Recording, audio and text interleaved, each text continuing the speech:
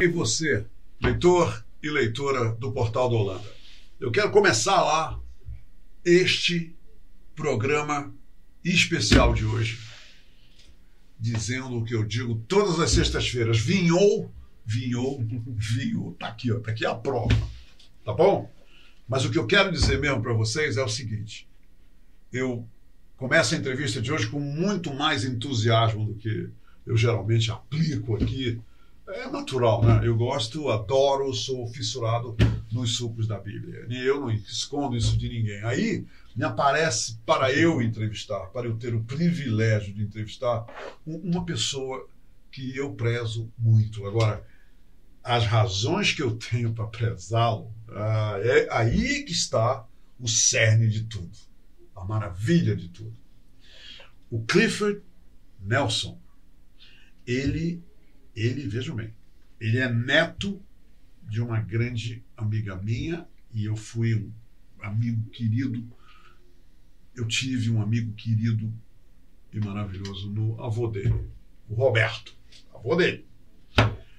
O Cliff é filho de uma pessoa que eu tenho muita admiração por ela, eu tenho uma amizade e através da qual nós mantemos um relacionamento sinceramente prazeroso. A mãe dele, a deputada estadual Terezinha Ruiz. Vão vendo aí. E não só isso, sou amigo dos irmãos dele e fui um amigo sincero, um amigo que, sinceramente, eu me senti sempre, nessa ordem, abençoado e gratificado por ter tido a aventura de ter conhecido o pai dele, ter sido amigo do pai dele, ter sido ajudado pelo pai dele. Um homem maravilhoso, maravilhoso Antônio Oliveira, que foi diretor-geral do Porto de Manaus durante muitos anos. Então, pronto. Esse aqui é o backdrop dessa entrevista. Entenderam? O que me liga a ele, o que me entusiasma em entrevistá-lo. Clifford é uma pessoa que se tornou um empresário bem-sucedido em Manaus e ele chegou num ponto que teve que se dividir entre Lisboa e Manaus devido principalmente aos seus negócios. E o que acontece? Eu aproveito agora que ele vem para Manaus na temporada que ele fica em Manaus, depois ele tem a temporada em Lisboa. Eu aproveitei porque sei que ele é uma pessoa que notoriamente é amante dos bons vinhos, amante dos grandes vinhos portugueses. Aqui que está o detalhe. Tudo a ver, né? Tudo a ver. O camarada vai para Lisboa e volta para Manaus, vai com aqueles vinhos todos.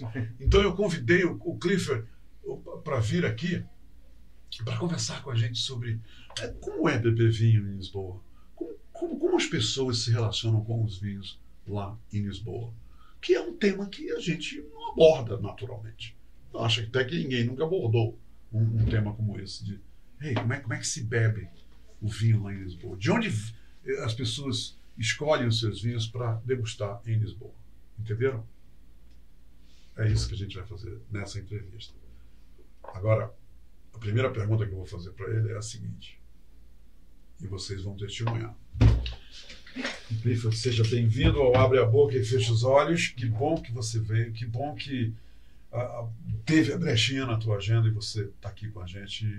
Eu não preciso dizer mais nada, eu estou muito feliz e você está aqui comigo. Eu também, Roberto. Claro, estou muito feliz até com essa introdução carinhosa que você fez aí dos nossos laços de amizade, familiares, e feliz porque a gente se reencontrou, se aproximou novamente por causa dos vinhos, né? Exatamente. A gente encontra para apreciar belos vinhos, ouvir a sua música, que é sempre maravilhosa também. Puxa, que legal. Clifford, você é um dos integrantes da confraria Red Wine Lovers Manaus. Teve uma reunião maravilhosa no sábado passado, né? Me diz uma coisa, como foi que os vinhos, você manauara, você nascido em Manaus, e como foi que os vinhos entraram na tua vida? Como foi essa epifania, essa descoberta dos prazeres que os vinhos trazem para a gente? Eu acho que isso é uma coisa para a gente que não...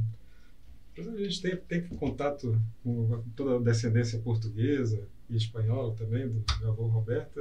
Os vinhos sempre esteve presente, mas não era tão forte realmente na nossa rotina. E o vinho, de repente, veio, conforme eu fui ficando mais velho, apreciando realmente os sabores. A gente vai de um pouquinho aqui, um pouquinho ali, numa viagem, vai desconhecendo uma região, vai conhecendo castas, vai percebendo diferença nos paladares, aí vai começando a mudar, ser mais exigente, encontra amigos com conhecimento como você tem, e a gente vai descobrindo outros mundos. Então, acaba realmente virando uma paixão, e sempre um mundo que parece que não tem fim, né? Cheio de novas descobertas.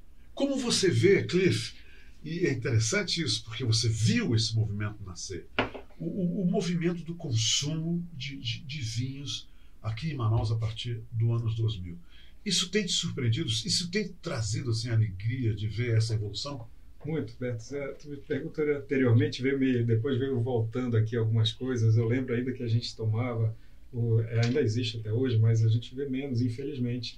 Os vinhos nacionais estão, a gente até falou isso na confraria final de semana, né? Que hoje no Brasil já existe mais de 1000 casas, mil vinícolas aí produzindo vinhos, mas aqui a gente tomava o Almaden, Chateau do Vallier.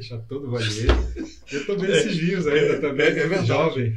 É verdade. Que alavancaram o desenvolvimento do gosto pelos vinhos, não foi isso? E aí eu fui fazer faculdade no Paraná e fiquei ali mais próximo do Rio Grande do Sul, onde chegavam também alguns vinhos. Ainda era uma produção começando, ainda era algo que não era tão elaborado como a gente está vendo os vinhos nacionais hoje, mas isso foi também me despertando muito interesse pelos vinhos. Você Cliff, ao longo dos anos, eu sei, porque convivemos e tudo mais, que você tem uma queda irresistível pelos vinhos portugueses. Como foi que esse despertar desse relacionamento com os vinhos portugueses?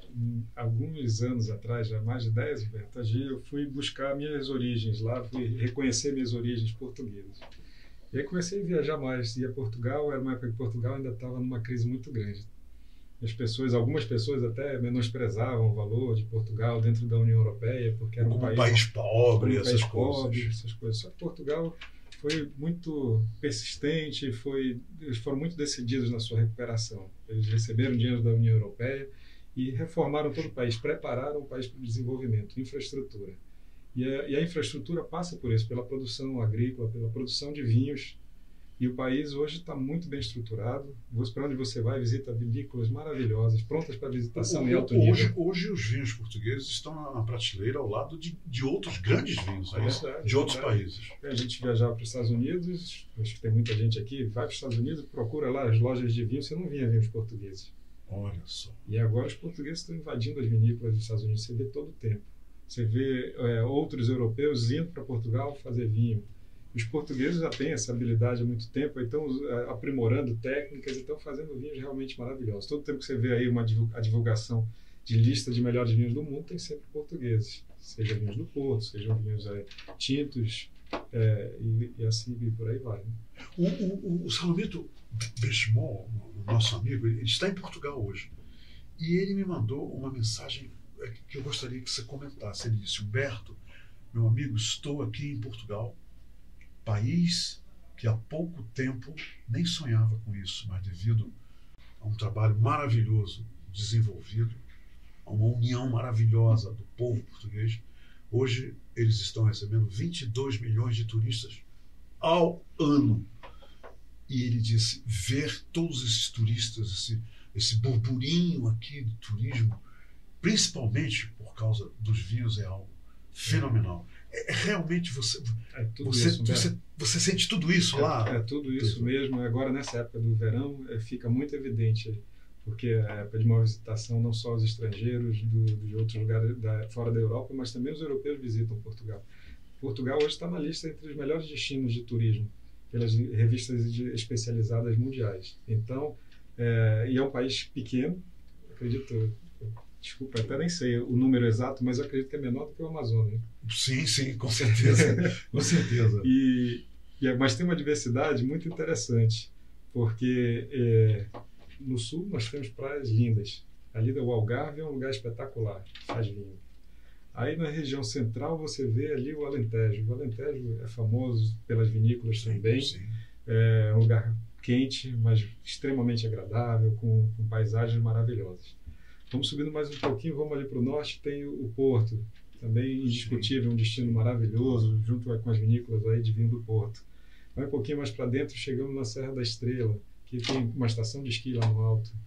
Muita gente nem sabe que tem estação de esqui em Portugal, que por boa parte do ano tem neve para esquiar. Para não falar do queijo, né? E fora o queijo, que é fantástico, queijo da Serra da Estrela. Não é isso? É, exatamente, aquele queijo amanteigado, delicioso. E aí você vê uma vida, essa diversidade toda, sim, fora o litoral, porque tem praias lindas, o litoral todo virado ali para o Atlântico, de Portugal, é lindo. E então tem opção para tudo num espaço tão pequeno. Como é que eles... Porque nós tivemos numa época a invasão portuguesa no Brasil, né? Na época dos anos 40, 50, e os portugueses vieram para o Brasil e tal. E hoje é ao contrário, hoje milhares de brasileiros foram para Portugal. Como é esse convívio entre brasileiros e portugueses? Existe alguma zona de atrito, ou eles os tratam bem, como nós aqui no Brasil nós temos um relacionamento com os portugueses que é pautado pela fraternidade. Nós temos a recíproca lá, é verdadeira. Eu não posso reclamar, eu acho que os portugueses gostam muito dos brasileiros. Vai sofrer aquele brasileiro que abusa da lei, que tenta aplicar o jeitinho em cima de alguém, mas em lá geral, o jeitinho não cola, né? Não cola, não. As pessoas são muito diretas e objetivas. E então por isso eu não posso falar mal. Eu fui muito bem recebido, fiz grandes amigos hoje lá. Todos falam bem de brasileiros, gostam muito, eles adoram o nosso sotaque. Eles adoram ver o jeito que a gente fala. O jeito que a gente fala, né? Eles curtem isso, as palavras, eles aprenderam muita coisa nas novelas. Eles sabem mais da gente do que a gente deles. Por causa das novelas, exato, né? Que eles importavam. É isso mesmo, eles conhecem tudo. E falam muito. Cliff, como é que é a noite em Lisboa, hein, Cliff? Eu fico imaginando assim, que essas casas de fado, quer dizer, a própria música é bem diferente. Me fala como é que eles se divertem lá em Lisboa. E você está nessa onda, nesse momento com eles. Perto, o vinho, geralmente o vinho está presente, para começar bem a nossa conversa, né? Mas tem muita opção, tem muita coisa boa mesmo, principalmente em Lisboa, onde eu estou tendo mais experiência. Lisboa é rota de grandes shows, grandes espetáculos. Internacionais. Agora, final do mês de setembro, se Deus quiser, eu vou estar lá, porque há um ano atrás eu comprei o show do Michael Bublé. Vai ser um show espetacular. Grande Michael. Vou lembrar de você, cantando Frank Sinatra. Obrigado, exatamente. Inclusive, ele desenvolve o repertório quase que integral do Frank Sinatra. Né? Exato. Então, grande cantor canadense. Acho que vai ser um grande show. Então, você vê grandes shows, casas noturnas maravilhosas. Os restaurantes estão entrando na lista dos melhores restaurantes. Todo o tempo está aparecendo um restaurante com estrela Michelin. Olha só. Então, aquelas baladinhas de música eletrônica, acho que tem também. Hoje é uma cidade cosmopolita. Você pode ir a Lisboa e parece que você está indo para qualquer grande metrópole. Parece que você está indo para a sua cidade natal. A minha cidade natal, exatamente. Que é uma ilha, né? Que é uma ilha. Ele que tem que falar sobre as coisas aqui. Eu não vou falar da minha ilha agora, não. Senão, essa conversa vai mudar de rumo.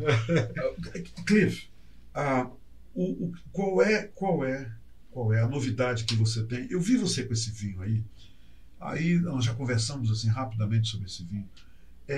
Esse o que é? O vinho que você está tomando em Lisboa agora? Esse vinho você trouxe porque é o seu vinho agora que você normalmente toma aquele vinhozinho nosso de cada dia? Beto, infelizmente meu estoque dura pouco. O vinho que eu tenho lá, ele acaba rápido. Acaba logo. Esse aqui eu fui buscar aqui numa loja aqui em Manaus mesmo. Mas eu vi por dois motivos. Um que a gente gosta sempre de um desafio de ter vinhos honestos, né? Poder tomar um vinho com todo esse imposto que a gente tem aqui, mas ainda encontrar um vinho que seja viável, que seja economicamente acessível. Mas sem perder qualidade, a gente podendo ainda provar qualidade. E aí a gente tem por hábito sempre trazer alguma coisa diferente. Você me ensinou isso aí dentro da confraria, a gente buscar alguma coisa que não seja tão óbvia. Testando a nossa infidelidade aos vinhos, né? Sempre tomar vinhos novos, a gente não ser tão óbvio. Então esse aqui é um vinho, apesar de óbvio, Acho que as pessoas não ligam muito para essa região, não se atentam até para ela. Olha só. Tem várias pessoas... Você fala da região produtora? A região produtora. Uhum. Há várias pessoas que eu conheço, que são pessoas que entendem muito de vinho, de repente eu falo, você já foi nessa região, na Península de Setúbal, você sabia que vinícola que está lá? Sabe quem produz vinho lá? É um vinho que você já bebeu com certeza, todo mundo já bebeu, que gosta de vinho. E as pessoas não se tocam, né, para isso. E as pessoas não se tocam para essa região, e ela está tão pertinho de Lisboa. Às vezes vai um amigo numa conexão aqui de Manaus para algum lugar da Europa, hoje Lisboa virou um hub. Uhum. E aí a gente sai, tem uma tarde livre, tem umas 4 horas livre, qualquer coisa assim, vamos levar para um passeio diferente. Qual é a distância, então, do centro de Lisboa para essa vinícola? E aí a gente faz isso e em menos de 30 minutos eu estou lá nessa vinícola. Saindo de Lisboa até a vinícola, 30 minutos. A ponte, em menos de 30 E acabou. Acabou. Eu estou ali no Azeitão, que é uma cidade pequenininha, super aconchegante, tem restaurantes maravilhosos também, e tem lá 2 vinícolas muito agradáveis e bem estruturadas. Duas. José Maria da Fonseca. Que nós estamos vendo o vinho de lá, esse ali, né? Vinho. O JMF. Isso. Esse vinho aqui, vou já falar então do vinho especificamente, mas que JMF, mas que é o principal vinho, e a gente falava pouco, que é o vinho mais exportado de Portugal. Sim. Ela é produtora do Periquita. Do Periquita, né? E hoje ele tem lá... É o vinho português, isso aí é um dado verídico, é o vinho português mais consumido no mundo inteiro. É o vinho Periquita, produzido pela JMF. Exatamente. E hoje eles têm grandes vinhos lá que eu não conhecia.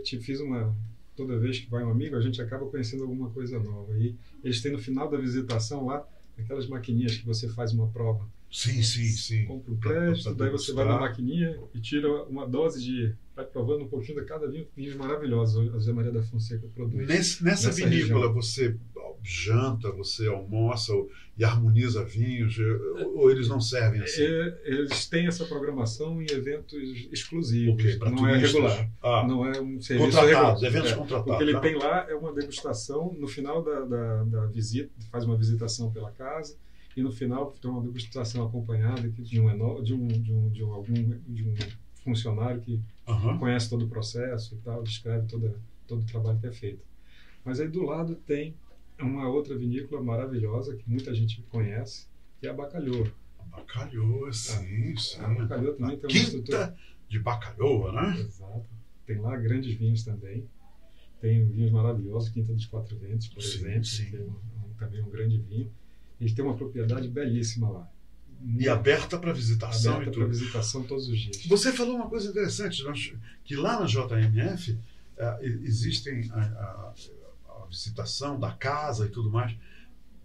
Existem vinhedos lá na JMF existe. Que você pode visitar? Você já vai avistar. Agora, todo o caminho naquela região, essas vinícolas, elas também compram a produção de terceiros com o mesmo terroir, né? Sim. Então, tem a vinícola própria, tem as videiras próprias, tem a plantação, mas eles também compram uma produção sistema de cooperativa, né? Exato. Compra de pequenos produtores para fazer o vinho. Só uma curiosidade aqui, fugindo um pouquinho do nosso assunto. No Carnaval, estou lá com mais 3 amigos, inclusive são de Manaus e tem residência lá em Lisboa. E aí, arrendamos uma quinta. Quando chegamos num lugar lindo, você precisa ver num vale, uma coisa acessível. Imagino. Em Setúbal? Em Setúbal. Uma propriedade belíssima. E toda em volta, fomos lá pegar nas uvas e videira tudo em volta. Produções todas da JMF. O produtor aluga casa para o arrendamento turístico. Mas a propriedade em volta toda é produção de vinhos para a JMF. Então é um grande negócio. Agora, interessante, muito bem estruturado. Você falou uma coisa muito séria. Não há uma divulgação assim, externa principalmente, da região de Setúbal, que está a 20 minutos do centro de Lisboa, que você pega um carro e vai até lá e passa por tudo isso. E o que você fez agora foi uma grande revelação para muita gente que, como eu, quer dizer, de repente está indo a Lisboa e vai poder visitar essas 2 vinícolas ali que são tão perto do centro de lá, né? E lógico, eles comercializam os vinhos lá também. Você compra os vinhos lá, e sai de lá com os vinhos. Sai abastecido, com preços muito bons, aí, comparados às garrafeiras da cidade. Por exemplo, quanto custaria em Lisboa uma garrafa do JMF lá na vinícola. É um pouco desleal falar isso. Mas fala, por favor. Para os nossos amigos. Você me cutucou e eu não resisti. Vamos embora lá. Eu espero que os nossos amigos, ele está falando um estejo vendo isso agora, tá? Mas aí, vejam depois só. Vejam depois. Eu acho que é um pouco desleal, porque a gente sabe como eles trabalham, como dá trabalho importar o vinho, como é caro, como tem impostos em cima. Certamente, se eles não tivessem todo esse custo, 60% de impostos. O preço seria diferente. Então, os vinhos de lá acabam triplicando de preço. É o preço verdade. de lá chega aqui o triplo, verdade. né?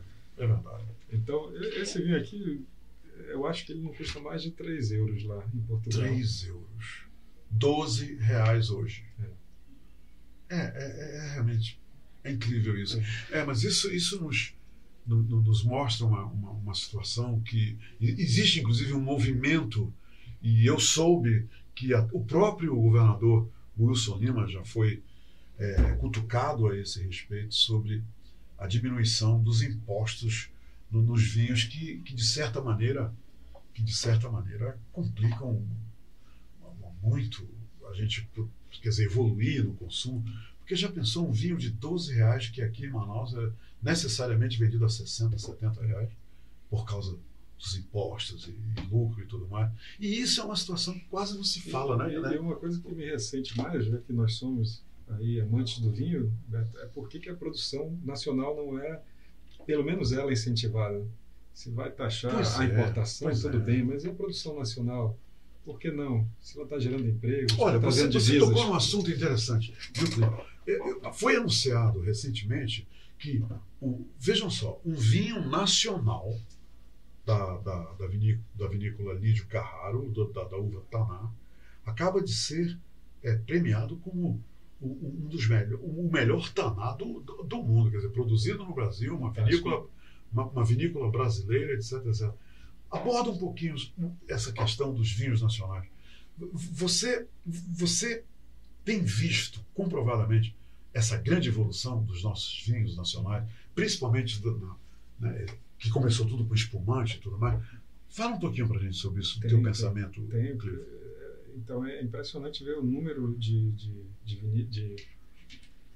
casas de vinho hoje, mais de 1.000 produtores aí lançando vinhos, isso e muita gente no Brasil, no Brasil, e muita gente trazendo já, importando conhecimento. Alguns já estão aqui há anos. Tem lá o caso do Peter Long, sim, o único produtor autorizado a usar o nome Champagne, fora da região de Champagne. Isso é uma grande verdade.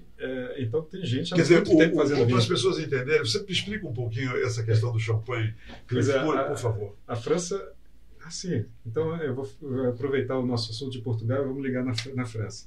A primeira região de origem controlada, região demarcada para estabelecer ali, foi feita em Portugal, pelo nosso ilustre Marquês de Pombal. Ele demarcou o Douro. Foi a primeira área demarcada, foi lá em Portugal, foi lá em Portugal. Na região do Douro. Aí, por que eu estou falando? Porque você fez a pergunta pediu um comentário sobre champanhe, né? Sim. Então, esse assunto evoluiu, as pessoas, para criar valor e para poder controlar o produto também, a qualidade do produto, começaram a demarcar, estabelecer a origem controlada. E aí, Champagne é essa região que está ali próximo de Paris, 45 minutos de Paris, de trem, que é um outro passeio fantástico, né? Que você dá para passar o dia em Epernay e toda a região. Aquela produção então tem a denominação de Champagne, se ela segue o ritual, o método de... É a região de Champagne, né? O nome da região é Champagne.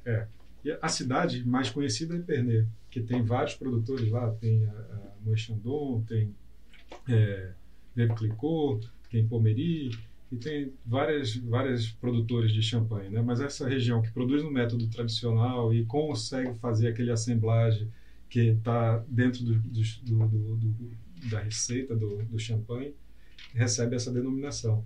E ninguém mais. Quando a gente tem por hábito, às vezes até impulsivo, de falar qualquer espumante, vou abrir um champanhe. Tudo bem, mas quando você quer realmente classificar, o champanhe é só aquele com a que é feito na nomenclatura certa. A nomenclatura certa, esse aí é aquele produzido nessa região e conforme o método tradicional de champanhe e todo o processo lá que está pré-estabelecido. Já a Peter Longo, agora completa essa história. Um produtor nacional estabelecido lá no Rio Grande do Sul, vinha já replicando essa produção com as características, com a qualidade, com o método, e registrou o processo antes de ser fechado para o mundo. Estabelecido que só os vinhos daquela região, somente daquela região, seriam champanhe. Isso. E ele conseguiu antes. Ele conseguiu e tem um belo vinho. Que história! Maravilhoso. Quer dizer, tem um champanhe nacional devidamente autorizado a usar o nome de champanhe por causa do uso do mesmo método e, lógico, com a mesma qualidade. Muita gente duvida dessa história, né, Roberto? Muita gente, fato, né? É fato. Mas é o champanhe da vinícola Peter Longo, que é aqui no sul. Pode procurar aí que... Você vai ver e pedir. Eu já andei buscando, parece que tem um representante em Manaus, ainda não consegui estabelecer contato. Eu vou procurar também, seremos 2 agora a procurar esse representante. E também tem a história, Cliff, de nem todo champanhe é espumante. Não, nem todo espumante é champanhe, mas todo champanhe é espumante. Não é isso? Acertei? Perfeito. Bora lá, ver se eu vou repetir. Nem todo espumante é champanhe, mas todo champanhe é espumante. É isso mesmo. Não é isso? É isso mesmo, tem que ser. Então, o que você acha do champanhe, dos espumantes nacionais? Que tem uma fama maravilhosa. Eu só te falei de um exemplo de uma situação inusitada, mas o próprio Chandon que é feito aqui no Brasil, ele tem uma qualidade, eu acho, superior do que é vendido lá nos Estados Unidos, porque tem aquela produção nacional. No Brasil é muito melhor. E aí a gente vai nos espumantes nacionais, dá para deitar e rolar. Tem vinhos belíssimos, como você falou agora, muitos premiados, exatamente por causa dessa nossa tendência a ter boas uvas para vinho branco. Né? E você concorda que o espumante é uma boa bebida para a gente degustar aqui nos trópicos, aqui nessa nossa região? Né? Tem coisa melhor do que o espumante. Que também é versátil, né? O espumante é versátil. Eu sou muito fã do tinto, mas no calor, num dia numa lancha, no rio, numa tarde na piscina com os amigos, o espumante cai muito bem, né? Pede, inclusive, né? O ambiente todo pede o espumante. Recomendar as pessoas a experimentarem. Não é frescura, não, porque o pessoal acha que você está tomando um espumante, que tem aquelas borbulhas. É um vinho maravilhoso, porque ele é refrescante, ele tem um teor de açúcar maior do que o vinho comum, então ele te estimula mais. E você também tem a história que você pode harmonizar com várias coisas, né? Ele é bem coringa, né? Muito. Você pode harmonizar ele vai de queijo, de repente, você está ali comendo um tambaqui na brasa, num domingo ali na piscina, por que não? Ele agora me dando água na boca, ele fica falando, eu estou imaginando essas coisas. Cliff, que legal a gente ter falado sobre tudo isso, que bacana. Você revelou essa do Peter Longo foi maravilhosa revelação. Mas me diz uma coisa, você também, eu não falei na abertura, propositalmente, você também é o nosso cônsul da Bélgica, né, aqui no estado do Amazonas. Fala um pouco da Bélgica. Existem bons vinhos produzidos na Bélgica? Porque todas as vezes que eu falo com alguém sobre a Bélgica, cada vez que eu me expresso sobre a Bélgica, eu falo, tem 3 coisas que eu falo. Primeiro, a música de Jacques Brel, né, inclusive porque o jazz, que é uma música que eu gosto, a Bélgica foi um dos primeiros países a receber o jazz logo, ainda durante a Primeira Guerra Mundial, já os soldados americanos lá em Bruxelas, mas isso é uma história. Então eu falo sobre o jazz, os chocolates belgas, o Gillian, por exemplo, esse chocolate Gillian, belgas maravilhoso. Francamente, fala dos vinhos belgas, porque tem as cervejas belgas, tem os uísques belgas, que pouca gente sabe. Agora, o vinho belga, existe vinhos lá na Bélgica? Existe, Beto, mas realmente não é o ponto forte. Né? Não é? Deve-se muito vinho francês lá. A Bélgica vai ver a proximidade, na verdade, a Bélgica era muito maior. Depois de tantas guerras, ela ficou ali espremida entre a Alemanha, entre a França, entre a Holanda, e ela ficou menor. Então, ela tem uma mistura grande no seu entorno. Todos esses países têm um pouquinho da Bélgica e a Bélgica tem um pouquinho desses países. E o vinho da cultura desses países, né? A cultura, e o vinho não ficou na Bélgica. Não ficou. Ali para o norte da França, a gente tem belas regiões, né? Tem a região do Chablis, tem a Borgonha, que fica um pouco mais próxima também, mas não chegou lá a produção dos vinhos. Como cônsul da Bélgica, eu indo para Bruxelas, o que você recomenda, principalmente na área na área gastronômica, bebidas, etc. O que você recomenda? O chocolate nem vale, porque todo mundo já sabe que o chocolate é maravilhoso, mas fala aí pra gente. A Bélgica também tem condições maravilhosas para receber um turista. Então, além de Bruxelas, que é também uma cidade fantástica. Você sabe, a Bélgica tem uma mistura cultural fabulosa, como lá é a sede da União Europeia, então tem uma mistura de vários países, de culturas diferentes, é uma cidade muito interessante. E aí tem lá na Grand Place aquelas casas, as bolsas de valores antigas, onde tem vários bares com muita cerveja. A Bélgica tem mais de 2.000 tipos de cerveja. Cerveja é o nome do jogo lá, né? Imagina, você pode passar mais de 3 anos, vamos fazer uma conta aqui rápida, quase mais de 5 anos bebendo uma cerveja diferente todo dia. Já pensou?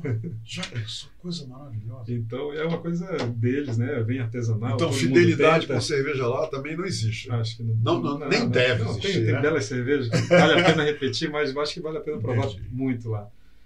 Bom, mas aí saindo de Bruxelas depende. Uns anos atrás, um belga ilustre que mora em Manaus, Dominique, me convidou e me ciceroneou lá numa visita, porque ele é apaixonado pelo automobilismo, para ver a corrida de Spa-Francorchamps. Olha, que viagem fantástica. Que viagem fantástica. Ele me recebeu muito bem e eu tive uma experiência maravilhosa. Spa-Francorchamps, esse ano aconteceu nesse final de semana. É sempre uma corrida difícil, muito disputada. Sim. Então, para quem é fã de automobilismo, aquela região é imperdível. Mas aí para o turismo tradicional, vamos lá para Bruges, que é como se fosse uma Veneza, uma cidade cortada por canais, uma cidade que tem muitas fábricas de cervejas artesanais. Tem até uma história de uma cervejaria. Um amigo que está produzindo cerveja aqui, inclusive, que me contou. Eu não sabia dessa história. Num determinado momento precisou de investimentos. Aí o produtor dessa fábrica juntou as pessoas que o ajudaram, pessoas em volta dele, ele canalizou a cerveja pro resto da vida para essas pessoas que investiram no negócio dele. Você recebe na torneira. Na torneira da casa dele. Que maravilha! Mas só para falar como a cerveja como a cerveja lá é importante, né, na cultura.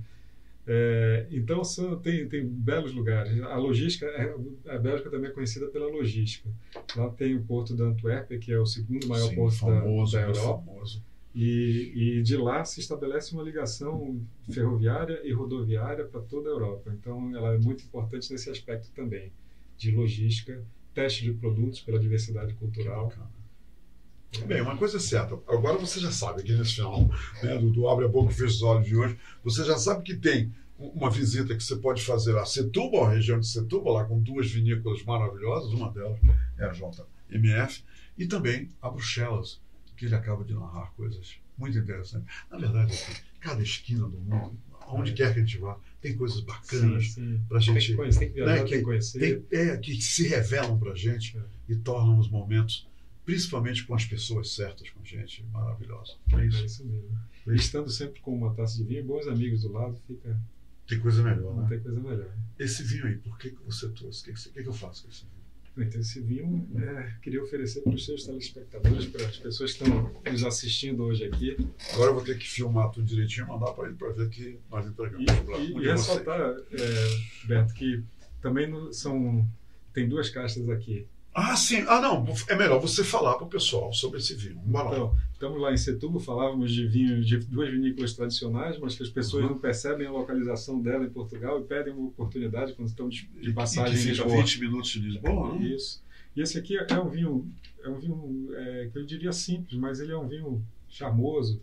É pro dia a dia, né? Aquela tacinha todo dia, é isso? Exatamente, que vai harmonizar com qualquer coisa na tua refeição. E então, porque ele não tem muita complexidade, mas ele tem sabor, tem paladar. Acho que vale a pena. Ele é castelão. Ele pode até não ser complexo, mas ele tem uma personalidade bem definida. Exatamente. Castelão e aragonês, uvas bem típicas de lá. O aragonês é misturado ali com a Espanha também, mas tem muito em Portugal. E o castelão é uma uva indígena, típica de Portugal, né? Sim, exatamente. Que só cresce lá e só é explorado lá. E o castelão que é a base do periquito, que muita gente começou a beber vinhos com ele, então é um paladar que a gente a gente reconhece. Que bacana. Pedro Lobo é você conhece Pedro Lobo, né? Conheço. Pedro Lobo é um amigo meu da turma de 64, lá no Colégio Dom Bosco. Ele, este fim de semana, me deu de presente um vinho Periquita Reserva. Olha só, disse, Roberto, olha, você já tomou os outros, mas esse aqui você ainda não tomou. Então, agradeço publicamente o carinho, o afago do Pedro Lobo, que trouxe para mim um vinho Periquita Reserva, e que na primeira oportunidade que eu tiver, eu vou degustar esse vinho. Cliff, obrigado pela entrevista. Que bacana que você veio. Boa viagem. Eu sei que você já está armando aí as malas para voltar. E voltando, você já sabe, né? Me avisa para você comparecer à reunião do Ed Wine Lovers e a gente falar das novidades. Tá bom? Mesmo. Muito obrigado. Leva meu prazer para todos os teus entes queridos. Todos eles. Obrigado, Cliff. Obrigado mesmo. Valeu. Bacana mesmo. Esse foi o nosso Abre a Boca e Fecha os Olhos de hoje. Você sabe por que eu chamo o programa de Abre a Boca e Fecha os Olhos? Eu acabei não te falando. Eu descobri que todas as pessoas que vão beber o vinho, eles fazem isso aqui. Não se consegue tomar um bom vinho sem fechar os olhos e abrir a boca. Entendeu? Muito bom. A mesma coisa, e aí eu faço essa brincadeira, você dá um beijo numa cabocla, ela não fechar os olhos, aí tem problema. Se você beber o vinho e não fechar os olhos, o vinho tem problema. Eu acho que é isso. Você imaginou beijar uma cabocla, ela não fechar os olhos? Hein? Tem alguma coisa errada, não tem como. Deve ser. Então, pronto. Gente, fiquem com Deus. Bom fim de semana para todos vocês. E lembrem, isso aqui é uma bebida maravilhosa. Esse suco da Bíblia é intenso. Foi preparado especialmente para o seu prazer. Mas não se exceda, tá bem? A bebida é para se degustar, todas as bebidas, comedidamente. Isso aqui é para o seu prazer e não para causar desprazer. Até o próximo programa. Se quero te amar e te amar e te amar muitos anos, cuida bem de mim. Então misture tudo dentro de nós.